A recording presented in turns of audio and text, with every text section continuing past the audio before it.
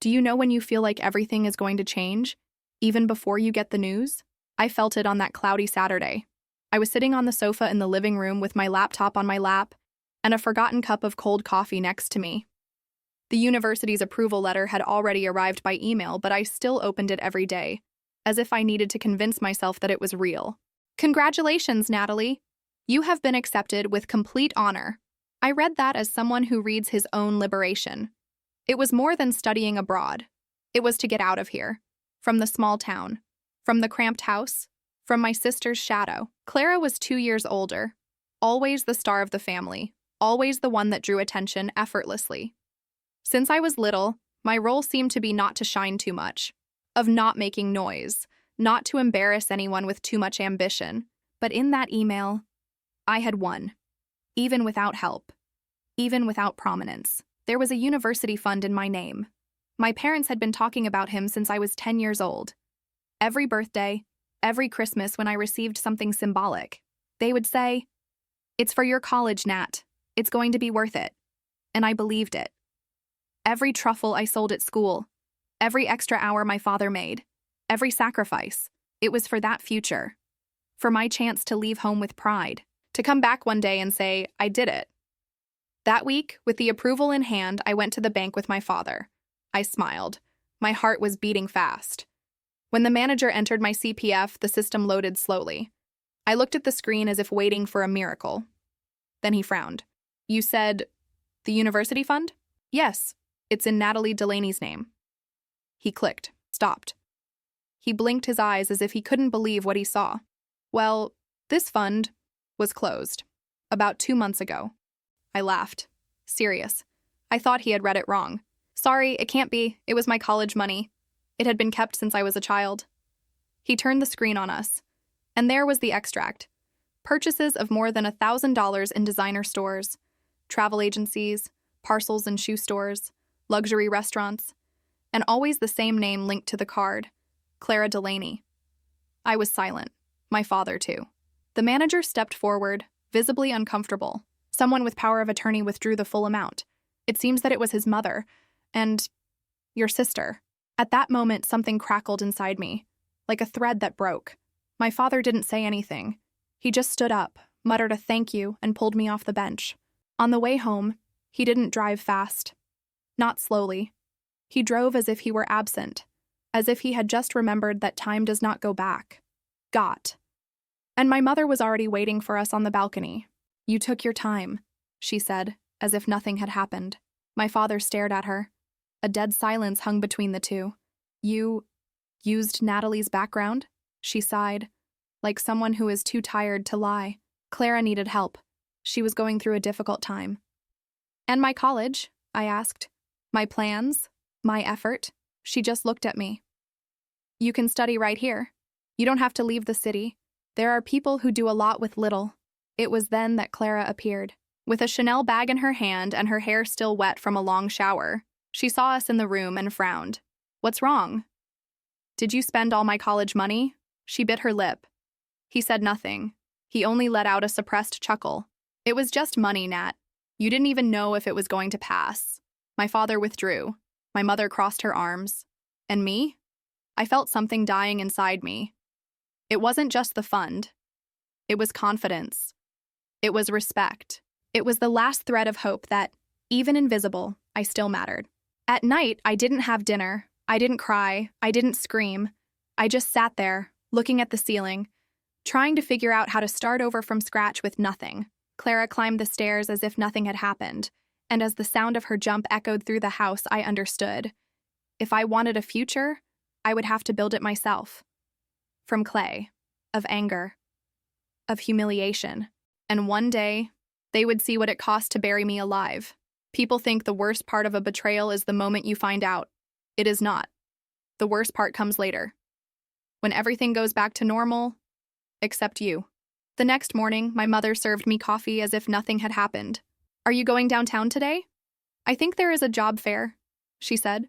I stared at the cup in silence, not because he was speechless, but because if I said something, only pain would come out, or anger, or both. Clara came downstairs later, laughing on the phone, with someone she called Babe. He said that he had loved the spa, that the lights of Miami were a luxury, and that he wanted to return to Mexico in December. I got up from the table, I took my old backpack, and I left. No destination. I walked the streets as if the city had changed, and maybe he did.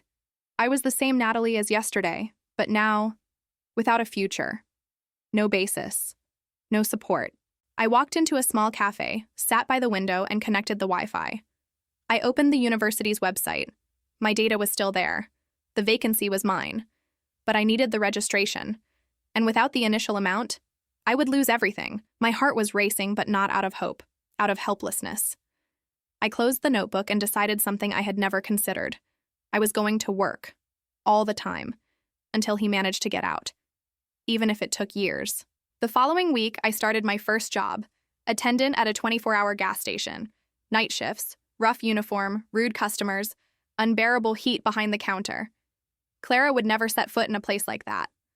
My mother said that it was the work of people without education, the same study that she herself denied me. I earned little, very little, but he saved penny by penny. During the break, I ate an apple and looked at the account app. Everything divided, everything cataloged. My goal? Collect at least half of the enrollment in 2 years.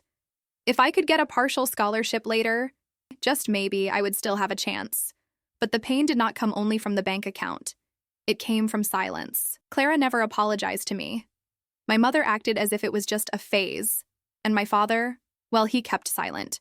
His silence was the most painful. Yes, and 2 months later, a colleague from the station told me about a free technical course in graphic design. Duration of 6 months.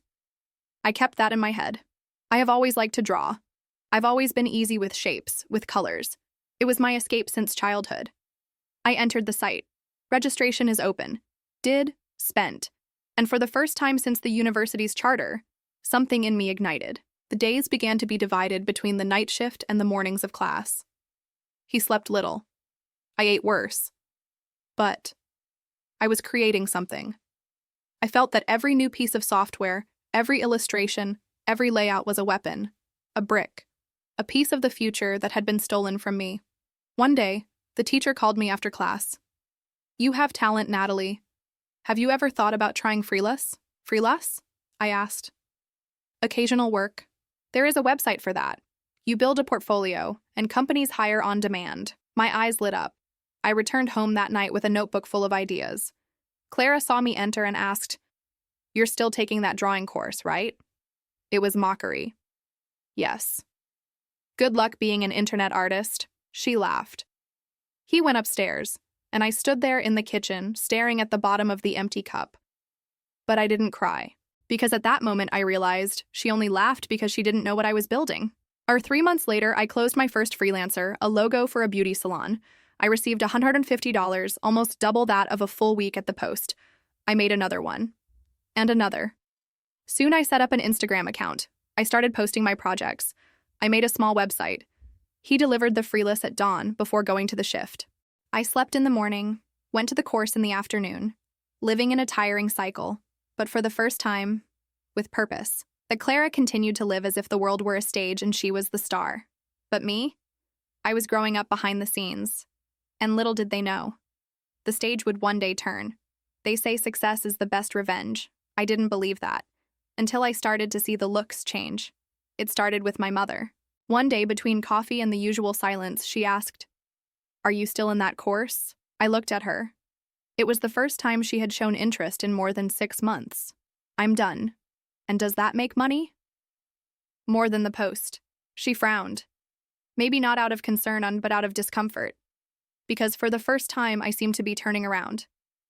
And without it. One day, an order arrived for me. A new notebook. I paid in 5 installments with the money from my first big freelancers. Clara saw the box and laughed. "You bought this with drawing?" "Of course. Design." She rolled her eyes but didn't have the courage to mock anymore. Because deep down, she was beginning to understand that I was no longer in that position where she could step without consequences. Social media started to turn in my favor. My design started to be shared by large pages. A clothing store hired me to create the brand's entire visual identity. I delivered. They loved it. They marked me. And suddenly my direct exploded. I went from anonymity to more than 10,000 followers in 2 months. Clara noticed. She started to follow me. I liked some posts. Sometimes he commented with emojis, as if that would cancel out the past, but it did not annul it. My father started to observe me more. He sat in the living room while I worked on the laptop pretending to watch TV. Sometimes I wondered, that's it. Is that what you do now? Yes. Does it work? It's working. He nodded. And he returned to silence, the same silence he used when they denied me what was mine. And Clara had a fall, the first in years. She lost her rich boyfriend. He found out that she was using his card to buy hidden things. The fight was public, humiliating. She cried in her room for days. My father used to say that it was a young man's thing. My mother used to say that no man deserved tears. But no one said the obvious. She learned to spend what was not hers with those who did not know how to say no. Meanwhile, I opened my first online store of templates and branding kits. I used everything I learned in the course, in freelancing, and by force. In 1 week, I made more than my monthly salary at the Post. So I resigned. And for the first time, I slept 8 hours straight. No guilt, without fear, without having to apologize for existing. Clara began to go out less, to post less. She started looking at my Instagram more often than she posted on hers. One day, she called me into the room. Hey, can I ask you a favor? I hesitated. Entered. She showed me an open resume in Word. You can make a cute layout for me? For a vacancy at the clinic? I took a deep breath. The girl I was would have done it right away, thinking that this was reconciliation. But the woman I became knew. She didn't want to redeem herself. He just needed me. I'll do it for 50. She frowned. Really? I charge others. You're no different. She didn't say anything else. And he transferred me on Pix. Deep down, I didn't want the money. I wanted the respect that only comes when the person realizes that you are no longer for sale. I started turning down small projects. I dedicated myself to developing courses. I made videos teaching the basics of design. The followers grew. And one day, a publisher came to me. They wanted an ebook, really, about how to turn pain into a creative career. It was almost poetic. Accepted. And I wrote with every open scar on me, without mentioning names. But who needed to know? Did you understand? At the launch, I published a sentence. You can clip someone's wings, but it can't stop her from learning to fly with scars. Clara saw it. He blocked me. My mother, he was silent. And my father, he invited me to dinner. We thought about celebrating. Celebrate what you've become. I smiled. But I didn't accept the invitation. Because I knew. It was not a celebration. It was guilt in disguise. And guilt does not erase absence. I was finishing a project for a Canadian cosmetics brand when my phone vibrated. Unknown number. Ignored. Minutes later, another call. This time, a familiar name. Mom. I took a deep breath. Answered. Hello? Natalie. Her voice no longer had that arrogant and light tone. It sounded more withered, tired. Your sister is bad. Pause. What happened? She's in debt. Great. And so do we. Silence. What do you need? She hesitated. Your support. Clara is desperate. Can we talk in person? I remembered at that time the night I asked to talk. When the bank revealed the betrayal, when I needed to understand what they had done to me, and they closed themselves off as if the pain was inconvenient. Now they wanted dialogue? I arrived in the room where I grew up. The furniture was older, TV, smaller. Clara was curled up on the couch, eyes swollen, hair messy. It didn't look the same. Hi, she said, not with arrogance, but with a fragility that I had never seen in her. What's wrong? Blown out cards, loans, dirty name. I got into businesses that went wrong. I tried to invest. I lost everything. My mother, next to her, kept her hands clasped together. My father looked smaller than before, as if time had shrunk him in shame. And what do you want from me? I asked bluntly. Help with the bills. Clara needs to start over. We thought that maybe you could... to lend something. The world stopped for a few seconds. I stared at them. Everyone. One by one. You used my college money to pay for her luxury. They called me ungrateful when I questioned them. They ignored me for years. And now they want me to pay for the restart of those who never helped me start? My father tried to interrupt. Daughter, I raised my hand. No, Dad. Listen to me for the first time in your life. They were silent. I continued. I saved every penny. I cried alone. I rose again in the dark. While you celebrated birthdays with money stolen from my future, I slept on the floor. I worked until I passed out. And today I'm here because I decided to choose myself, not because I had you. My mother's voice trembled. Are you going to deny help to your sister? Clara looked at me. He hoped I would soften. That old Natalie would emerge, the one who accepted crumbs for a minimal gesture of affection. But it no longer exists. I'm going to deny it, yes. Because you taught me, in the cruelest way, that in the hour of pain, I was alone, raised. They kept silent. Clara was crying. I don't know if it was out of remorse, or for not getting what he wanted. Before leaving, I left an envelope on the table. Inside here there is a contact. It is from an NGO that helps indebted women to start over with financial education and psychological support. That's what I can offer. My mother whispered, Are you abandoning us? No, I'm just refusing to continue carrying a burden that should never have been mine. I closed the door. The air outside seemed lighter. That night, I received a message. Thank you, Natalie.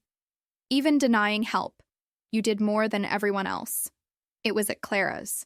I read it, but I didn't answer, because sometimes forgiveness begins with silence, and it ends with freedom. The first time someone recognized my work outside of social media was at a local design event.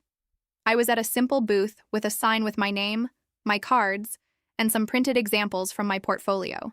An elegant woman approached, looked at my material, and said, Are you the one who made this identity of the Renoir brand? It was me, yes. I loved it. I am the curator of the national branding event in São Paulo. We are selecting young talents. Can I take your name? My heart raced. Of course. I left my contact. And there, amid the muffled sound of conversations and booths, I realized something I never imagined I would feel. I didn't need to prove anything to anyone anymore. But the universe has a sense of irony. Because the next day, I received an email. We are impressed with her work and would like to invite her to the event. We need, however, to confirm some data for the production of the badge and promotional materials. Her full name is Natalie Delaney, right? I froze. Delaney. The same signature that was once denied to me, which has become synonymous with silence, betrayal, abandonment, the same one that Clara used to benefit from our image of a united family. For a moment, I wanted to answer with another surname, my grandmother's, a name that carried no wounds. But something inside me screamed, Don't run away. Make them remember you for the right reasons. I replied, confirming my name, Natalie Delaney, without fear. In the week of the event, my page exploded. The organization tagged me in a publication with the young talents.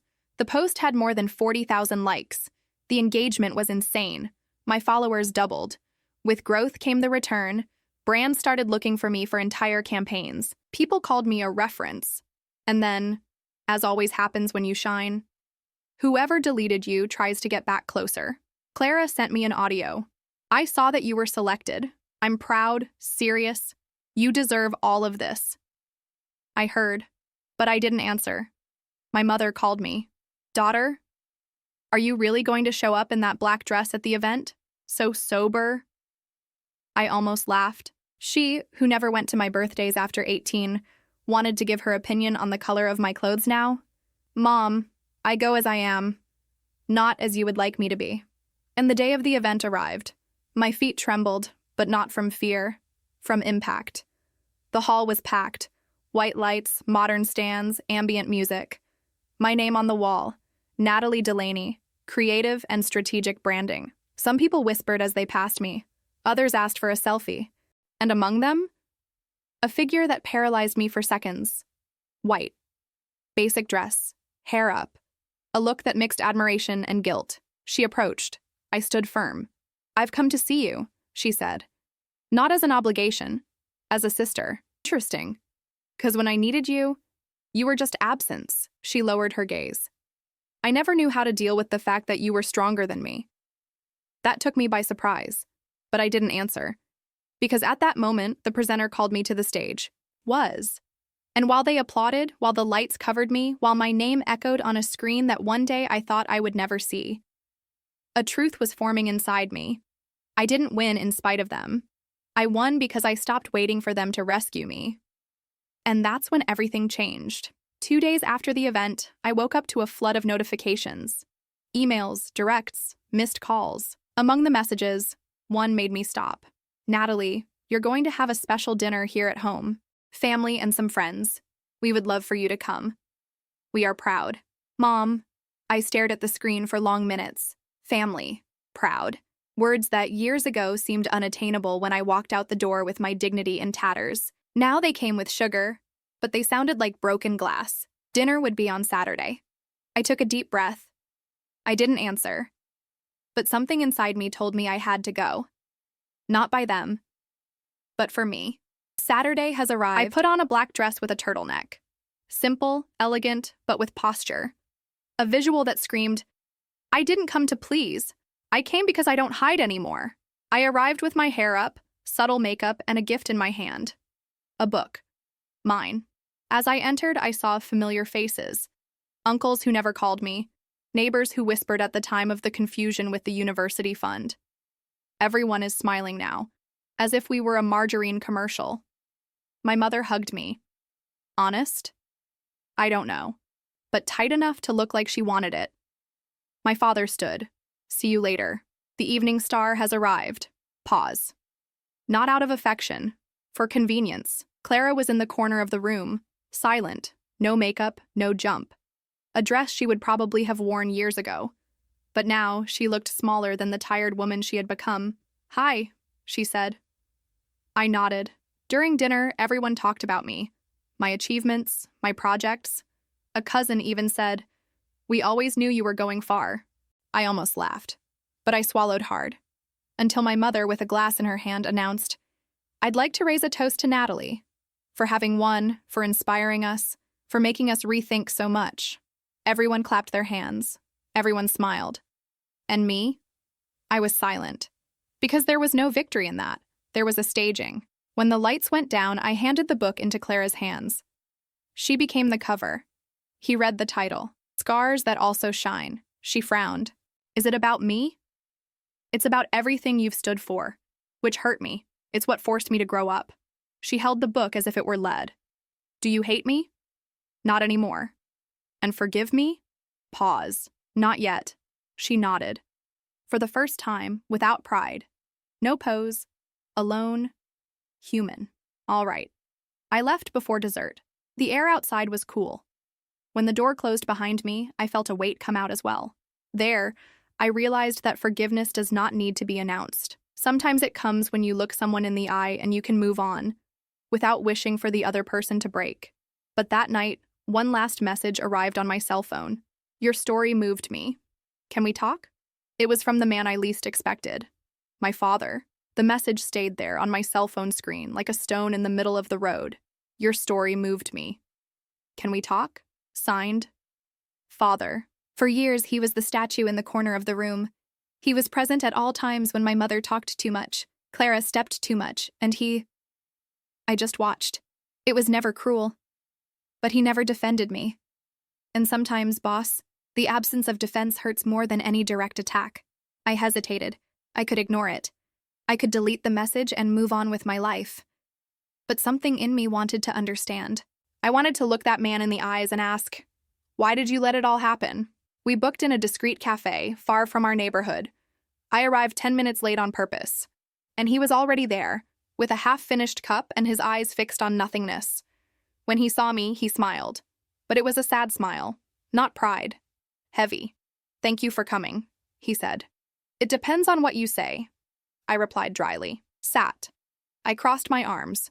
Waited. He took a deep breath. I read the book. Whole. In one night. Did you know it was about you? I knew in the second sentence, and yet it continued? Because I needed to listen, which I never let you say. That disarmed me. But not completely. Then speak. Why did you never defend me? He was silent. As always. But now the silence hurt him. Because I was afraid of your mother, he said. She's always been strong, dominant. He controlled everything. And I hid behind her. I played the role of the present father, but I was just the guy who played and kept quiet. He looked away. I saw when she used the money from her fund. I saw when Clara abused trust. I saw it all. But I closed my eyes because it was easier to pretend it wasn't going to break you. And it broke, I said. Pause. He continued. But what destroyed me the most? It was seeing you rebuilding yourself. Without me. Without us. And yet, going further than all of us combined. Do you want forgiveness? I asked. I don't deserve that now. I just want you to know I'm ashamed. And that if one day there is space, I'd like to meet the woman you've become. I was silent. There, in that cafe, I was no longer the abandoned teenager. I was the woman he recognized. But still, that didn't oblige me to take him back. It's not with words that you'll get to know me, Dad. It's with attitudes. Then what can I do? Start by telling my mom the truth. For Clara. For yourself. He nodded. No defense, no shield. And for the first time, I saw the man. Not the ghost in the room. The man. And the next day, he posted something on social media. A text, speaking of the daughter who glowed in the dark. Of the silence he maintained. Of the shame he carries. The last sentence was, I didn't create her. She grew up, and it became everything we didn't know how to be. My followers saw it, commented, they marked me, but I didn't repost. Because that gesture was not for the world, it was for me. And I was still deciding if I wanted to receive him. The email arrived on a Monday at 8:14 a.m. Subject: Proposal for National Interview, Morning Talk Show with Lucia Montero. I opened it out of curiosity. It was from one of the largest TV production companies in the country. They said they had read my book, followed my father's post, and the comments on the networks. And they wanted to tell my story. On national television. Live. It would be inspiring for the public to know his trajectory, especially the overcoming after the diversion of the university fund. We are also open to including his family if he wishes to address the topic of reconciliation. Reconciliation. That was the seasoning of the proposal. They didn't just want my story. They wanted the pain, the wound. They wanted the show. I paid to see. I replied, asking for details. And they went straight to the point. Generous fee, national exposure, post-program interview schedule. Clara could participate, my mother too. The father would be optional. The more emotion, the better for the audience, they said. I closed the notebook. I went for a walk. The city was too quiet for the storm inside me. Clara called me before I could tell. They came to me too. They said it would be beautiful to show that we overcame everything together. Did we get over it? You know what I mean. No, Clara. I want to know if for you this is all true or just a script, she sighed. Look, I do not know. I just know that I'm broken, that Mom is depressed, that Daddy is now trying to make up for everything with posts. And you became the heroine of the soap opera. That took me by surprise. Do you mind that? I asked. It bothers me to see you shine with a story where I'm the villain, but at the same time, I understand. Because I really was. Hours later, I received another email from the production. It included a draft of the interview script. In the middle of the text, a sentence stopped me. Natalie forgave her sister publicly, and now they both help other young women with a history of financial family abuse. Stopped. I closed the notebook. Because that was a lie. I hadn't forgiven anyone publicly. I had barely forgiven in silence. They wanted to buy a narrative. Not to cure, but to entertain. I called the producer. I want to participate, but on one condition. Claro, damn. No script, no ready-made phrase, no forced happy ending. You will hear the truth. It hurts whoever it hurts. Silence. That may, to escape the inspiring tone we seek, then call someone else. My pain is not a stage. At the next day, I posted on the stories. I was offered a stage to tell my pain. I preferred to stay with the firm ground that I built with truth. Not every wound needs to become entertainment. Clara visualized. My mother too. No one answered. But in that silence, I heard myself. For the first time in a long time, I felt whole. Not because I won, but because I didn't sell myself. Some people think liberation is noisy. That comes with speech, public tears, applause of overcoming. But it wasn't like that with me. She came in silence. It came on an ordinary Monday at 11 a.m. when I looked at my email and saw something unexpected: a mentoring proposal for young people from the periphery with a scholarship sponsored by an international NGO. They wanted me to create a program based on my story, that I used what I lived to help those who, like me, already had their future ripped away before starting. I accepted, but on one condition. I don't want the project to have my name on it. I want it to have the name of the one who comes after. They agreed, and for the first time, it wasn't about me. That same day, while I was organizing the first sketches, I received an unexpected call. White. It took me 3 rings to answer. "Hi," she said, her voice firm, no trembling. "Hi.